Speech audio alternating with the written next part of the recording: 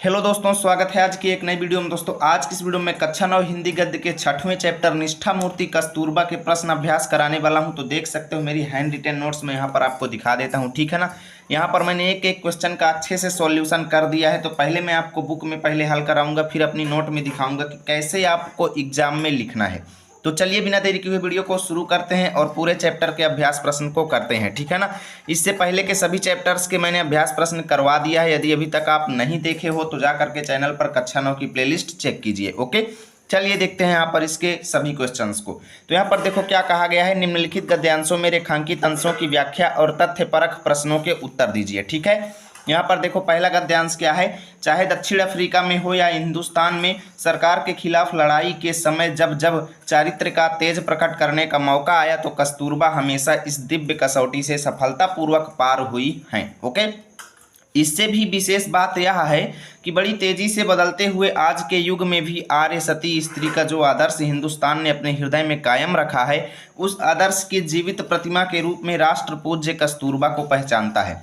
इस तरह की विविध लोकोत्तर योग्यता के कारण आज सारा राष्ट्र कस्तूरबा की पूजा करता है।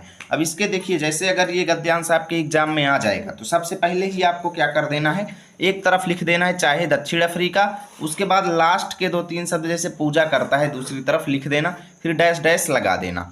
उसके बाद फिर नंबर आती है क्वेश्चंस की, ठीक है ना। तो यहाँ पर देखो क्वेश्चन, उपर्युक्त गद्यांश के पाठ एवं लेखक का नाम लिखिए। अब देखिए गद्यांश के पाठ का नाम तो आप जानते ही हैं, निष्ठा मूर्ति कस्तूरबा। तो यहाँ पर सबसे पहले आपको करना क्या है, पहला नंबर डालना है और लिखना है पाठ का नाम। यहाँ पर लिख देंगे निष्ठा मूर्ति कस्तूरबा।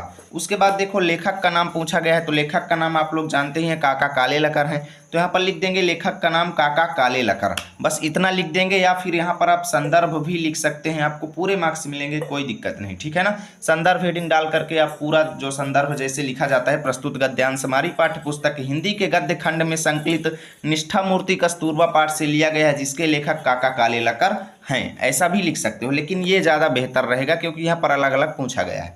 अगला देखो, रेखांकित अंश की व्याख्या करूँ तो सबसे पहले मैं आपको किताब में समझाता हूँ। देखो यहाँ से यहाँ तक रेखांकित अंश है, तो हमें पूरे गद्यांश की व्याख्या नहीं लिखना है, केवल जितने के नीचे लाइन खींची गई है केवल उतने की व्याख्या लिखना है। तो देखो यहाँ पर लेखक कहते क्या है कि चाहे दक्षिण अफ्रीका में हो, आप जानते हैं दक्षिण अफ्रीका भी एक देश है, ठीक है, या हमारे भारत देश में हो, सरकार के खिलाफ जब भी संघर्ष करने का मौका मिला है, यानी जब जब चारित्र का तेज प्रकट करने का मौका आया, चारित्र माने चरित्र का, ठीक है ना, यानी जब भी हमें अपने चरित्र के तेज को व्यक्त करने का अवसर मिला है, तो वहाँ कस्तूरबा आप लोग जानते हैं गांधी जी की पत्नी का नाम था कस्तूरबा, ठीक है ना।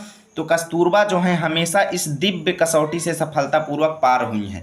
अब इसका मतलब ये है कि जब जब भी सरकार से संघर्ष लेने का मौका मिला तो कस्तूरबा उनमें कभी पीछे नहीं रही हैं, यानी वो हमेशा सरकार से संघर्ष लेती रही हैं जब भी सरकार के विरुद्ध उन्हें खड़ा होना होता था। यानी जिस काम में सरकार जहाँ पर गलत होती थी, कस्तूरबा उनका जो है विरोध करती थी और उनके संघर्ष के लिए वहाँ पर खड़ी होती थी और सफल होती थी, ठीक है ना।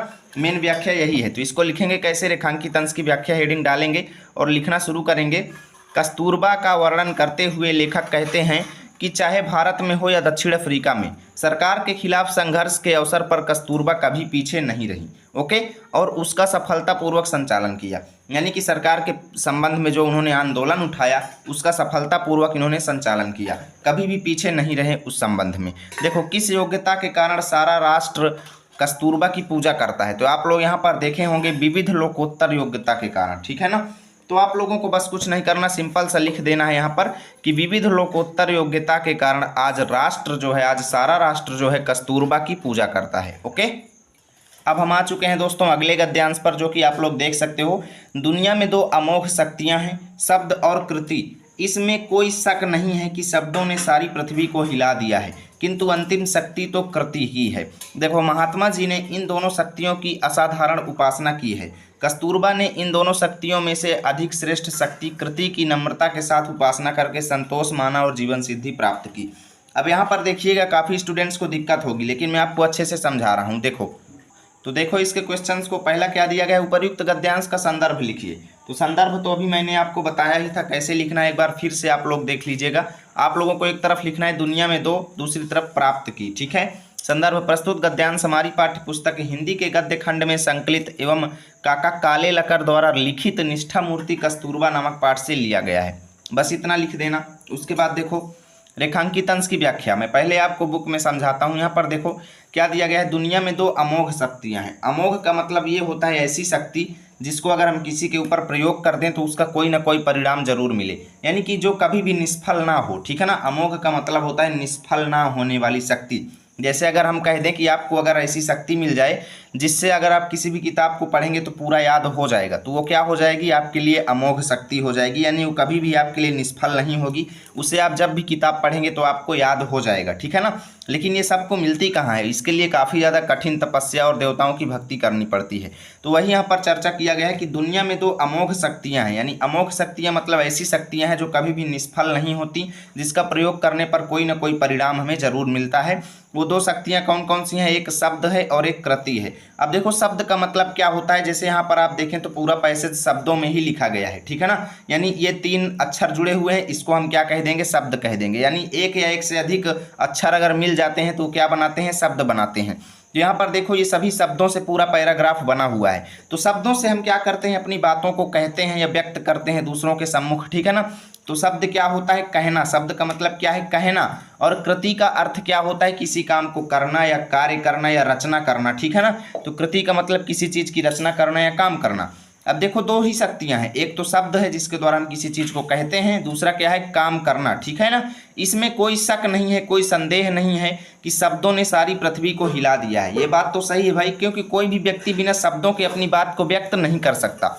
इसलिए यहाँ पर कहा गया है कि जो शब्द हैं इन्होंने पूरी पृथ्वी में हर जगह काम आते हैं, पूरी पृथ्वी को हिला दिया है। का मतलब ये है कि पूरी पृथ्वी में इन शब्दों के बिना कोई भी काम नहीं होने वाला आज के ज़माने में। ठीक है ना, किंतु अंतिम शक्ति तो कृति की है।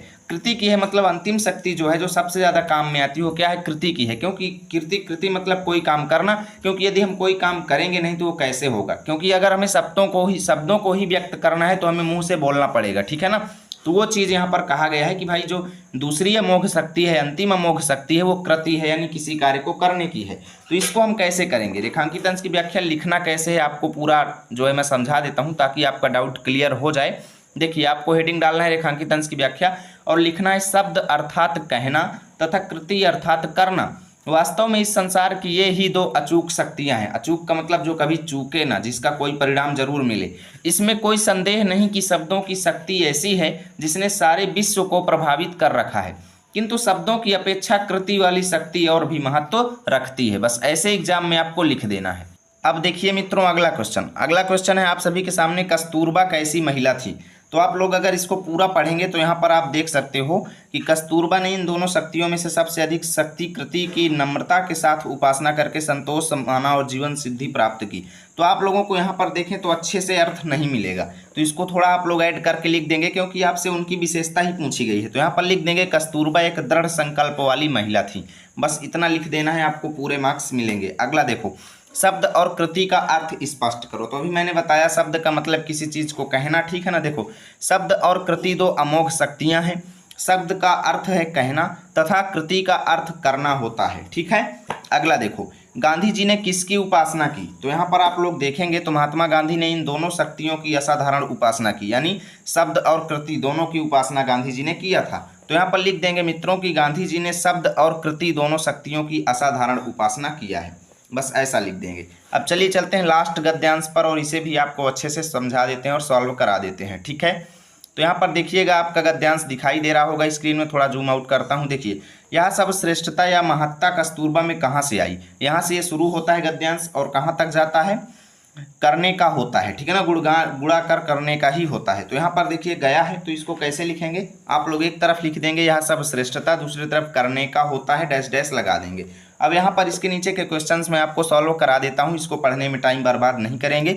देखो उपर्युक्त गद्यांश की, लेकिन एग्जाम में आपको करना क्या है, 2 से 3 बार इसको पढ़ना है। ठीक है ना, यहाँ पर मैं आपको सॉल्व कराए देता हूँ, आप लोग एग्जाम में पढ़ लीजिएगा अच्छे से। ठीक है, गद्यांश के पाठ एवं लेखक के नाम में संदर्भ ही पूछा गया है, तो आप लोग यहाँ पर पूर्वत लिख देंगे। ओके, या फिर अलग अलग करके लिख भी सकते हैं, लेकिन टाइम बचाने के लिए आप ये तरीका, एग्जाम में नहीं लिखेंगे पूर्वत। ठीक है ना, एग्जाम में आपको अलग अलग लिखना है। यहाँ पर मैंने ऐसे ही लिख दिया है। देखो रेखांकित अंश की व्याख्या। अब रेखांकित अंश की व्याख्या कहाँ से कहाँ तक रेखांकित अंश जाता है, देखो यहाँ से यहाँ तक जाता है। स्वभाव सिद्ध कौटुंबिक सद्गुण व्यापक किए और उनके जोरों पर हर समय जीवन सिद्धि हासिल की। सूक्ष्म प्रमाण में या छोटे पैमाने पर जो शुद्ध साधना की जाती है। अब यहाँ पर देखो पूरा गद्यांश पढ़ते हैं, एक बार फिर समझाते हैं। देखिए आप लोग यहाँ से देखिए, यह सब श्रेष्ठता या महत्ता कस्तूरबा में कहाँ से आई, उनकी जीवन साधना किस प्रकार की थी। शिक्षण के द्वारा उन्होंने बाहर से कुछ नहीं लिया था, यानी उनको ज्ञान के द्वारा कुछ भी प्राप्त नहीं हुआ। सचमुच उनमें तो आर्य आदर्श को शोभा देने वाले कौटुंबिक सद्गुण ही थे, यानी पारिवारिक गुण उनके अंदर व्याप्त थे। कौटुंबिक मतलब पारिवारिक, ठीक है ना, पारिवारिक गुण उनके अंदर व्याप्त थे। आगे क्या कहा जा रहा है, असाधारण मौका मिलते ही और उतनी ही असाधारण कसौटी या पड़ते ही उन्होंने स्वभाव सिद्ध कौटुंबिक सद्गुण व्यापक किए, यानी कि उन्होंने अपने पारिवारिक गुण जो उनको परिवार से गुण मिले थे, उसी गुणों का उन्होंने जो है प्रयोग किया, ठीक है ना, मौका मिलने पर। और उनके जोरों पर यानी कौटुंबिक सद्गुणों के आधार पर ही, उन्हीं की ताकत पर ही उन्होंने हर समय जीवन में प्रसिद्धि हासिल किया। यानी जीवन में उन्होंने जितना भी काम किया वो अपने पारिवारिक यानी परिवार के द्वारा प्रदान किए गए गुणों के द्वारा ही हासिल किया, ठीक है ना। सूक्ष्म प्रमाण में या छोटे पैमाने पर जो शुद्ध साधना की जाती है।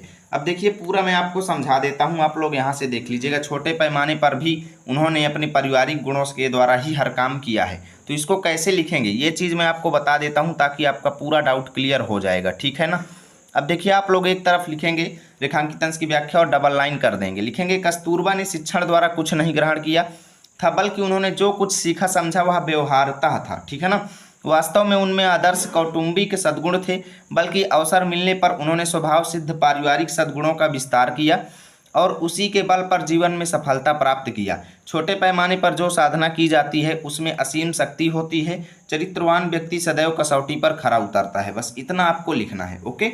अतिरिक्त इसमें कुछ ऐड नहीं करना है। देखो चरित्रवान मनुष्य को अपनी शक्ति का क्या करना चाहिए, तो आप लोग यहाँ पर देख सकते हो, चरित्रवान मनुष्य को अपनी शक्ति का सिर्फ गुणाकार ही करने का होता है। तो बस यही लिखना है पैसेज से ही, ठीक है ना। तो लिख देंगे चरित्रवान मनुष्य को अपनी शक्ति का सिर्फ गुणाकार, ठीक है ना, गुणाकार यहाँ पर नहीं रहेगा, गुणाकार ही करना होता है, ठीक है। अगला देखो चरित्रवान व्यक्ति की क्या विशेषता होती है, तो यहाँ पर लिख देंगे चरित्रवान व्यक्ति की विशेषता है कि उसमें कौटुंबिक सद्गुण होते हैं, यानी पारिवारिक गुण उसके अंदर होते हैं।